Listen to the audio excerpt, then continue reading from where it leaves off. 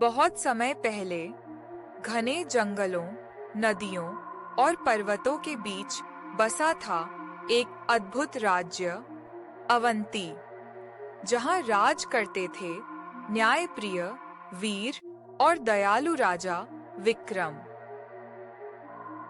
हर सुबह दरबार में भीड़ लगी होती, कोई न्याय चाहता, कोई सलाह और कोई दया। राजा विक्रम सबकी बात धैर्य से सुनते। महाराज, आज का न्याय प्रारंभ किया जाए। हाँ, शुरू करें। अवंती में किसी के साथ अन्याय नहीं होना चाहिए।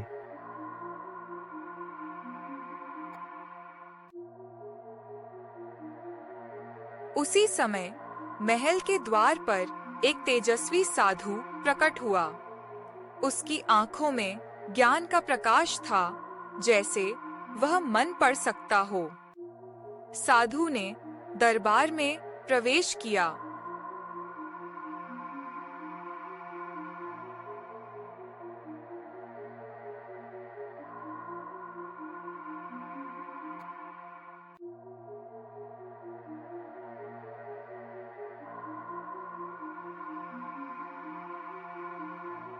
राजन, नमस्कार। मैंने सुना है कि आप सत्य के मार्ग पर चलते हैं। साधु महाराज, सत्य से प्रेम करने वाला कोई भी परीक्षा से नहीं डरता।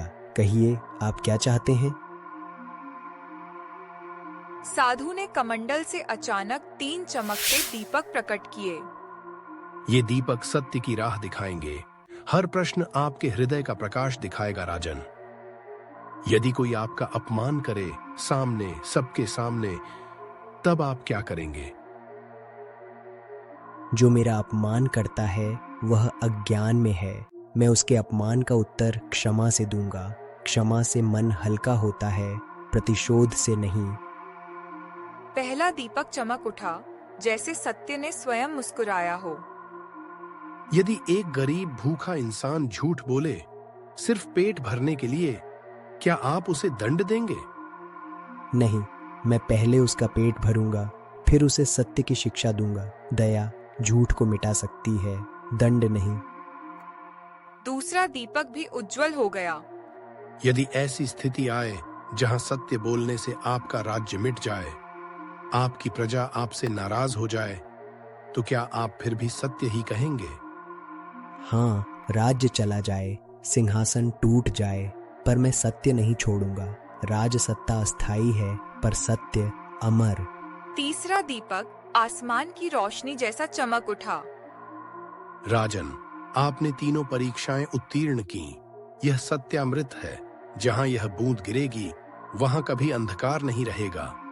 कहते हैं कि शक्ति तलवार में नहीं, सत्ता सिंहासन में नहीं, बल्कि सत्य, दया और न्याय में होती है। राजा विक्रम ने दुनिया को यही सिखाया। सत्य की राह कठिन है, पर वही राह अमृता तक ले जाती है। कभी-कभी पूरी जिंदगी बस एक छोटे से बीज पर टिकी होती है। रामू किसान के पास सिर्फ एक आखिरी बीज बचा था और पूरा परिवार उसी पर निर्भर था। कभी-कभी पूरी जिंदगी बस एक छोटे से बीज पर टिकी होती है। रामू किसान के पास सिर्फ एक आखिरी बीज बचा था और पूरा परिवार उसी पर निर्भर था। फेल हो गया तो सब खत्म, लेकिन अगर बोया नहीं तो उम्मीद भी खत्म।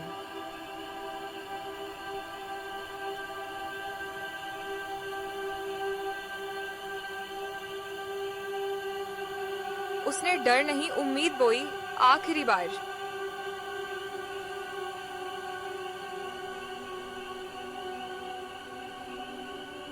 अरे ओ रामू भैया, एक बीज से क्या होगा? अरे भैया, मेरी नया तो उस ईश्वर के हवाले है। अब जैसी प्रभु की इच्छा। अचानक वह तेज हवा चलने लगी और काले बादलों से आसमान घिरा और तेज बारिश होने लगी।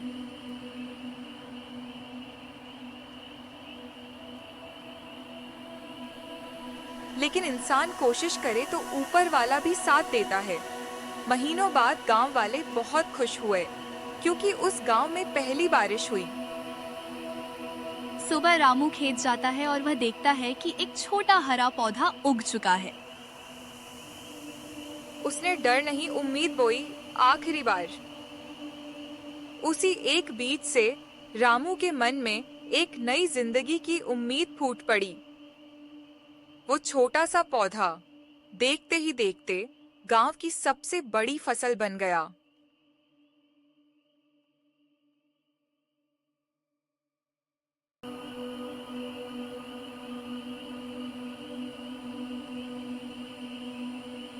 अरे रामू भैया, तूने चमत्कार कर दिया रे। मैंने सुना है कि तुम्हारी फसल बहुत अच्छी हुई भैया। चमत्कार? कैसा चमत्कार? ये तो सब ऊपर वाले का चमत्कार है शुक्ला। भैया, मेरा अनाज का बीज कम नहीं था। ये तो आपको भरोसा नहीं था उस ऊपर वाले पर। भैया, उस ईश्वर की माया का कुछ नहीं पता। शुक्ला भैया वो कब, कहां और कैसे, किसको कितना दे दे, कोई बता नहीं सकता। रामू की फसल इतने अच्छे दामों पर बिकी कि गरीबी हमेशा के लिए उसके घर से चली गई। उसने गांव की मदद के लिए पैसे से गांव में तालाब बनवाया ताकि कोई और किसान पानी की कमी से न रोए।